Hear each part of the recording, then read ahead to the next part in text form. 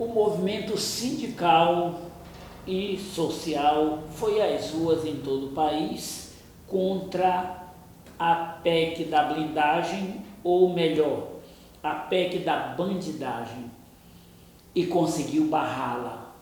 Como resposta, o presidente da Câmara dos Deputados, o senhor Hugo Mota, ressuscitou a proposta de reforma administrativa que agora tramita na Câmara dos Deputados. Esse é o tema da nossa entrevista hoje com Júlia Nogueira. Júlia Nogueira, bom dia. É um prazer mais uma vez poder conversar com você aqui no Tribuna Sindical. Bom dia, Kleber. Bom dia aos que assistem o programa Tribuna Sindical. E para nós é uma grande alegria ter a oportunidade de debater um pouco a principal questão que nos aflige no momento, que é esse projeto de reforma administrativa. Infelizmente, no Brasil, toda vez que tem uma iniciativa dessa, não é para melhorar a vida de quem mais precisa. Nós sabemos que as políticas públicas são voltadas para quem mais precisa. E, logicamente, elas são implementadas pelos servidores. Esse é o caminho que nós vamos tratar aqui. Presidenta Júlia, qual é o monstrengo que está colocado aí, que está na pauta no Congresso Nacional e que causa preocupação por todos os aspectos e desdobramentos que poderão causar aos servidores, mas também à sociedade de um modo geral? Em primeiro lugar, eu acho que a gente precisa refletir sobre o que significa essa proposta. Por que eu digo isso? Porque até na apresentação no Congresso, as informações que se tinha que não tinha nenhum projeto escrito da proposta, em que pese que já tinha um relator, que é o deputado Pedro Paulo do Rio de Janeiro.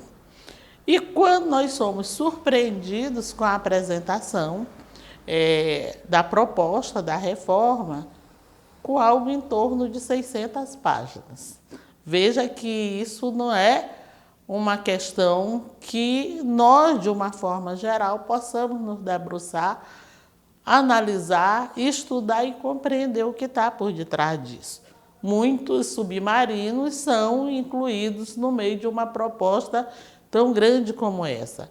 Na CUT, nós temos o grupo das 3 esferas, que congrega o setor público municipal, estadual e federal. E esse grupo reúne todas as segundas-feiras, e não foi diferente após a apresentação da proposta. A questão é que o DIEESE, e o DIEESE é o órgão que trabalha para nós, que analisa, ainda não teve condições de apresentar uma proposta na totalidade do que é esse projeto. Também o LBS, que é o Escritório de Advocacia, que assessora a CUT, também a doutora Camila tem se manifestado, tem analisado pontos, mas ainda não tem uma análise na sua inteireza. Então, em primeiro lugar, a gente precisa se apropriar do que é essa proposta para ver como a gente se posiciona. Uma outra questão é a Seguridade Social. A Seguridade Social é um tripé, são 3 políticas públicas que protegem a vida do cidadão e da cidadã da concepção do nascimento até a morte. Saúde, previdência e assistência social. E essas políticas, elas serão duramente impactadas. Então, o importante que nós queremos destacar na tal proposta é que ela atinge o funcionalismo, tem tabelas, tem uma série de questões que dizem diretamente aos funcionários públicos, mas tem um impacto nas políticas públicas, que é a questão, por exemplo, da saúde, da previdência, da assistência, da educação, que vai ter impacto direto na vida da população, na vida da sociedade brasileira. O que está em jogo é qual é o estado que nós queremos. É o estado de bem-estar social que nunca teve sua plenitude no Brasil, ou nós queremos serviços públicos precarizados para a população de segunda categoria. E quero aqui, eu não podia deixar de fazer uma correlação, que vejam só, essa proposta ela foi apresentada logo na sequência de 2 derrotas dos representantes da elite no Congresso, que foi a questão da derrota da PEC da bandidagem, da blindagem, com as manifestações massivas em todo o país, mas também da aprovação do imposto de renda, da isenção do imposto de renda para quem ganha até R$5.000. Ou seja, essa reflexão o povo precisa ver, precisa fazer. O Congresso Nacional trabalha no sentido de derrotar o povo brasileiro, de derrotar a classe trabalhadora. A gente consegue alguma conquista mínima, é bom que se registre, e já na sequência é apresentada uma proposta que visa aí precarizar os serviços públicos e também o funcionalismo no geral. Bom, você traz uma questão extremamente importante, que é essa questão da Previdência, mas o Congresso Nacional ele tenta, de todas as formas, parece estar tentando passar uma ideia de que a única discussão aí é a estabilidade do servidor, quando na verdade tem 600 páginas por trás com coisas muito cabeludas. Quer dizer, é no mínimo necessário que haja tempo para um amplo debate, para que se saiba efetivamente o que eles estão querendo votar.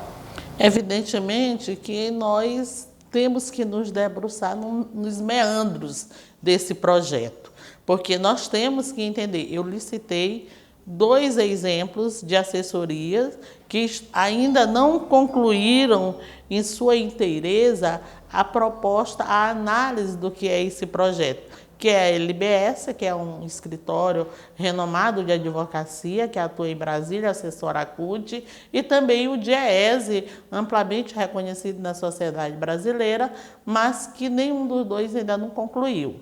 Mas as entidades vêm se reunindo, analisando, porque a gente entende que para derrotar a gente precisa conhecer. E nesse sentido, já está sendo apontado uma marcha a Brasília no dia 29 de outubro contra a reforma administrativa. A questão da estabilidade, eles colocam como um privilégio. Estabilidade não é um privilégio. Estabilidade é garantir que o servidor público, independente do patrão de plantão, possa penalizar por questões políticas. Esse é o objetivo da estabilidade. Agora, o que nós queremos é serviços públicos de qualidade para que a população como um todo possa usufruir, possa ser bem assistida e tenha cobertura, principalmente na questão da seguridade social. Bom, o debate sobre essa reforma administrativa praticamente está começando, né? Então, é um debate que vai precisar ser feito, que precisa também ser feito nos estados. Alguns sindicatos já estão se posicionando sobre isso, fazendo uma agenda, mas há uma necessidade de que seja feita uma reflexão conjunta de todo o movimento sindical também.